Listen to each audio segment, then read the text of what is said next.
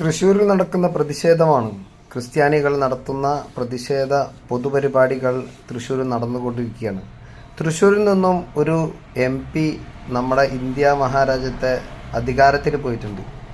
ഇവരൊന്നും ഇന്ത്യ മഹാരാജ്യത്തിൽ അധികാരത്തിൽ ഇരുന്നിട്ട് കാര്യമില്ല. കാരണം എന്താണെന്ന് വെച്ചാൽ വെറുപ്പും വിദ്വേഷവും ശരീര അവയവമായി കൊണ്ടു നടക്കുന്ന ഇവർ ലോകത്തിൻ്റെ ഏതു ഭാഗത്തുണ്ടെങ്കിലും അവരുടെ യഥാർത്ഥ മുഖം അവർ പുറത്തു കൊണ്ടുവരും. അതല്ലേ നമ്മൾ കാണുന്നത് നിരവധി തവണ. മണിപ്പൂരിലടക്കം നമ്മൾ കണ്ടുകൊണ്ട് വരുന്നത് ന്യൂനപക്ഷങ്ങളെ നിരന്തരമായി വേട്ടയാടുന്ന ഈ ഹിന്ദുത്വവാദികളുടെ ഹിഡൻ അജണ്ട പ്രത്യക്ഷത്തിൽ അവർ കാണിക്കാറുണ്ട്. എങ്കിൽ പോലും പലരും തിരിച്ചറിയാറില്ല. ഇപ്പോഴാ സിസ്റ്റേഴ്സിൻ്റെ അവസ്ഥയും നമ്മൾ ഫേസ് ചെയ്തുകൊണ്ടിരിക്കുകയാണ്.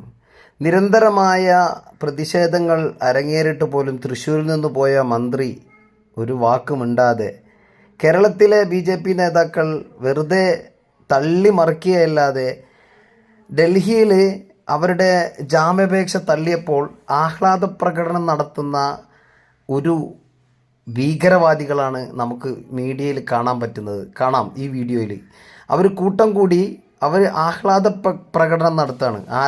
ആരെ ഈ സിസ്റ്റേഴ്സിൻ്റെ ജാമ്യാപേക്ഷ തള്ളിയതിൻ്റെ പേരിൽ.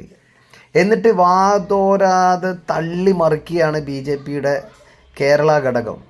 ഞാൻ പറയാണ്, സ്വന്തം സമൂഹത്തെ തമ്മിൽ തല്ലിച്ച് ചോര കുടിക്കുന്ന ഇവരുടെ ഈ നയത്തിന് എതിരെ പ്രതിഷേധിക്കുക തന്നെ വേണം.